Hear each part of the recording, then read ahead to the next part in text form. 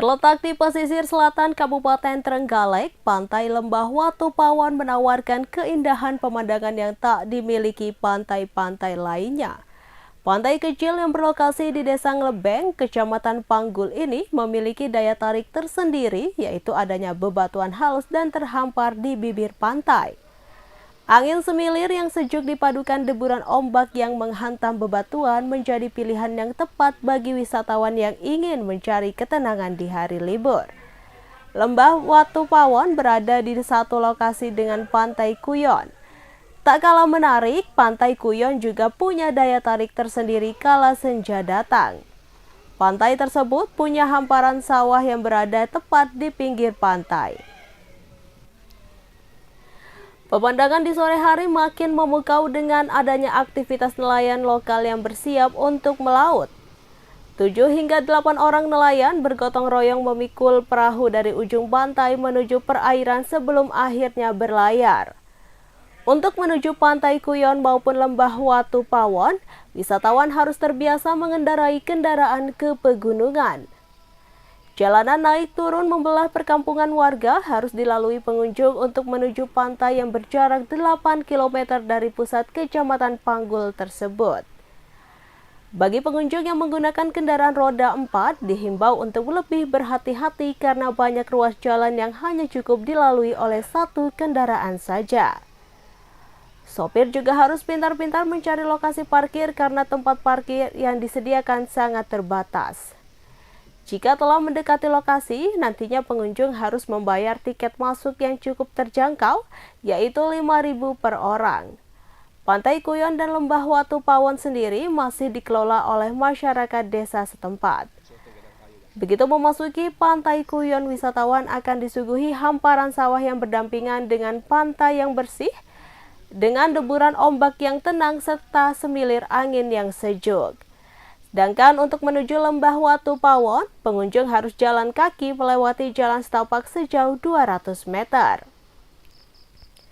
Di sepanjang jalan tersebut terdapat warung-warung yang menyediakan berbagai macam minuman dan makanan ringan.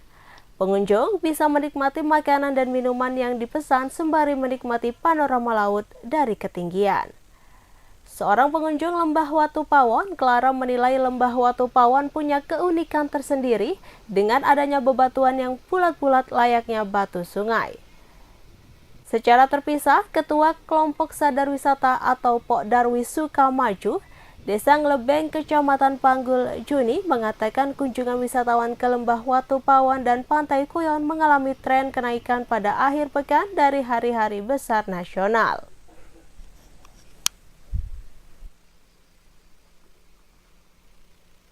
Mbaknya siapa mbak namanya mbak? Nama saya Teni dan nama saya Clara. Dari mana ini mbak? Dari Numpang di sini, orang sini. Oke. Mbak, pantai ini sudah lama dibuka untuk wisata ya? Baru. Masih baru ya? Menurutmu gimana pantai ini? Bagus. Bagusnya gimana? Karena pantainya ada yang apa namanya ini batu-batunya bulat-bulat terus aspek begitu bagus. Buat foto-foto pemandangannya juga bagus. Dibanding dengan pantai lain? Ya lumayan lah, hampir sama. Kalau harga tiket masuknya berapa ke sini, Mbak? 5.000. Tapi kalau orang sini nggak dibayarkan, Bos. Kalau aksesnya menuju ke sini gimana, Mbak? Akses jalannya menuju ke sini Ya kalau bisa lewat Google Map. Kalau jalannya masih terjal atau sudah mulus, Mbak? udah ya kalau menurut orang-orang tuh jalannya susah kalau beras sini, tapi kalau menurut orang-orang sini sudah biasa. Oke. Pemirsa, seekor biawak berukuran sekitar 1,5 meter mengagetkan satu keluarga di Jalan Raja Wali Gang 1, Kelurahan Karangdalam, Kecamatan Kabupaten Sampang, Madura, Senin 29 April 2024. Pasalnya, biawak tersebut masuk ke dalam rumah keluarga Pak Wasik pasca menyantap ayam milik warga. Tamu tak diundang itu masuk begitu saja tanpa menghiraukan pemilik rumah dan bersembunyi ke kamar mandi. Sehingga membuat pemilik rumah memilih mengunci biawak itu dari luar dan bergegas menghubungi pemadam kebakaran setempat untuk proses evakuasi. Pelaksana tugas Kabid Pemadam Kebakaran Maftuh Fatur Rahman mengatakan bahwa jalannya evakuasi cukup dramatis, memakan waktu sekitar 30 menit lamanya. Sebab posisi biawak tepat di belakang pintu kamar mandi sehingga membuat petugas sangat berhati-hati saat menangkapnya karena khawatir saat pintu dibuka langsung kembali lari. Menurutnya berdasarkan keterangan dari warga setempat, seekor biawak awalnya terlihat tengah memangsa seekor ayam milik warga setempat. Kemudian pemilik ayam mengejar biawak tersebut lalu masuk ke rumah warga milik Wasik dan biawak terdiam di kamar mandi.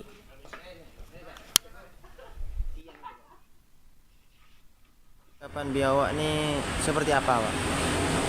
Baik, untuk kronologis awal kita dari pertama mendapatkan informasi laporan dari warga itu jam 1:30 siang bahwa ada biawak yang lari dari lokasi sawah yang lari ke jalan raya. Kebetulan di situ ramai, akhirnya biawak itu kembali masuk ke rumah warga.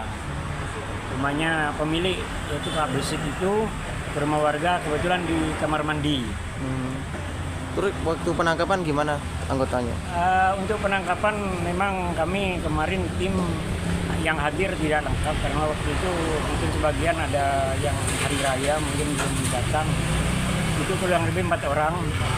Kebetulan ini yang membantu untuk evakuasinya. Itu biawak pas dilakukan penangkapan berapa menit atau berapa jam? Itu memang kami 30 menit karena itu agak lama karena kita ada sedikit kendala. Yang pertama, biawak itu sudah memangsa ayam mungkin milik warga. Yang pertama, yang kedua, biawak itu larinya ke kamar mandi sehingga kami agak kesulitan juga mengevakuasinya karena biawaknya cukup besar. Berarti itu di rumah kamar mandi warga atau gimana, Pak? Di rumah kamar mandi warga. Ya. Itu kepanjangan biawak sendiri, Pak? Kepanjangan. Kasus kematian Brigadir Radal Ali Tommy atau RAT turut mendapat sorotan dari Komisi Kepolisian Nasional atau Kompolnas. Kompolnas pun berencana meminta klarifikasi Polda Sulawesi Utara terkait peristiwa ini. Komisioner Kompolnas Pongki Indarti mengatakan pihaknya ingin menanyakan terkait kepentingan Brigadir RAT di Jakarta, apakah untuk cuti atau dalam rangka perbantuan kesatuan kerja di wilayah Jakarta. Pongki pun mempertanyakan alasan Brigadir RAT diperbantukan di wilayah Jakarta. Padahal selama ini anggota Polantas itu bertugas di Sulawesi Utara. Hal ini sekaligus menindaklanjuti pernyataan dari istri Brigadir RAT, Novita Hussein, yang menyebut suaminya bertugas. Pongki lantas merekomendasikan agar jenazah Brigadir RAT dilakukan otopsi untuk memperjelas kematian. Selain terhadap Polda Sulawesi Utara, Kompolnas juga akan meminta klarifikasi dari Polda Metro Jaya. Adapun terhadap Polda Metro Jaya, Kompolnas akan meminta penjelasan terkait sejauh mana proses penyidikan yang saat ini tengah dilakukan. Sebagaimana diketahui, Brigadir RAT mengakhiri hidupnya saat berada di halaman rumah pengusaha bernama Indra Pratama di Mampang, Perapatan, Jakarta Selatan, Kamis 25 April 2024. Polisi menduga Brigadir RAT mengakhiri hidupnya karena masalah pribadi. Terkait motif, masih dilakukan penyelidikan oleh kepolisian. Saat ini jenazah Brigadir RAT telah dimakamkan di Perkuburan Muslim, Desa Kalase 1, Kecamatan Pineleng, Kabupaten Minahasa, Sulawesi Utara, pada Minggu 28 April 2024. Pemirsa, kasus dugaan korupsi yang dilakukan Harvey Mois memasuki babak baru.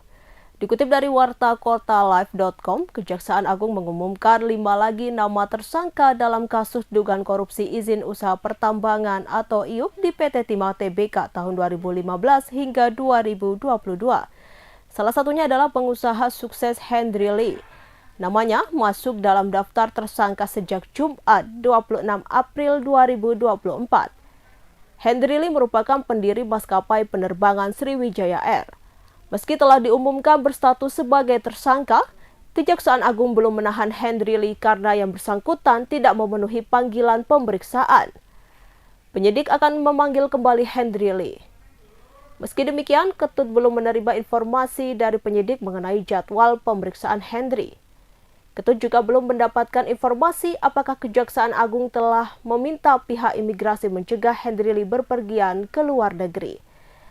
Dalam konferensi pers di Kejaksaan Agung, Direktur Penyidikan Jaksa Agung Muda Bidang Tindak Pidana Khusus Kejagung Kuntadi mengatakan pihaknya akan memanggil Hendry sebagai tersangka.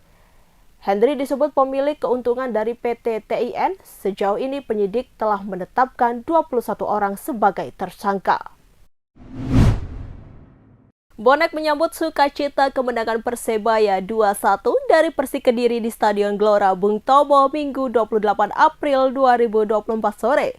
Selain memutus tren negatif, Persebaya 3 laga terakhir beruntun menelan kekalahan. Kemenangan pada laga pekan terakhir Liga 1 2023-2024 ini memastikan target happy ending Persebaya tercapai.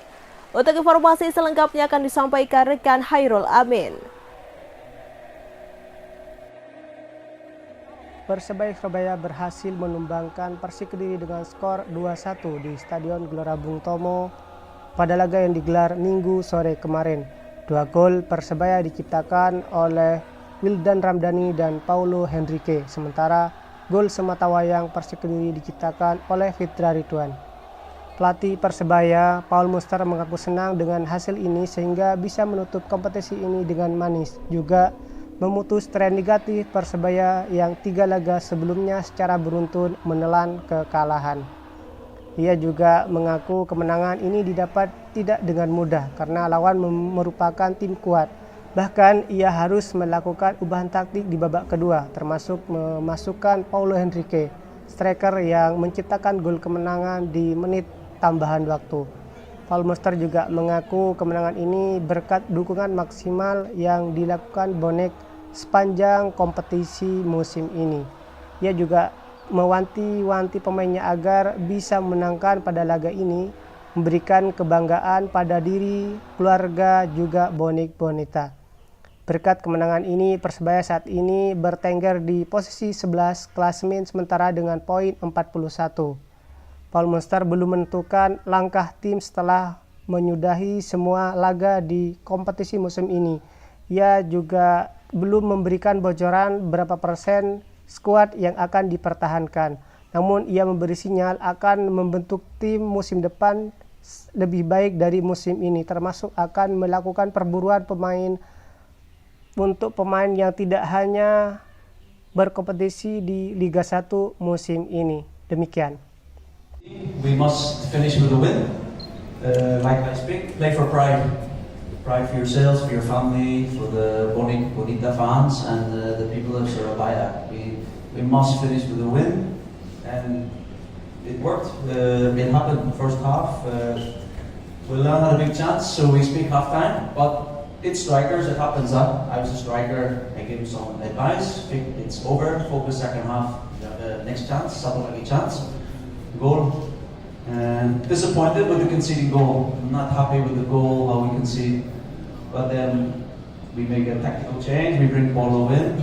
It's good. The supporters, they build them up, give them confidence, and they have a chance to score. So finish with a win, happy ending. Dia bagus. Oke, Wildan, bagaimana rasanya mencetak pertandingan terakhir di musim ini di depan ribuan bonek? Ya tentunya rasa senang, rasa bersyukur yang saya pertama panjatkan gitu. Terus juga apa yang tadi disampaikan sama Coach Paul, benar kita ditekadkan untuk meraih 3 poin di akhir match ini. Ya alhamdulillah berhasil dan kita kerja keras dapat 3 poin untuk supporter semuanya.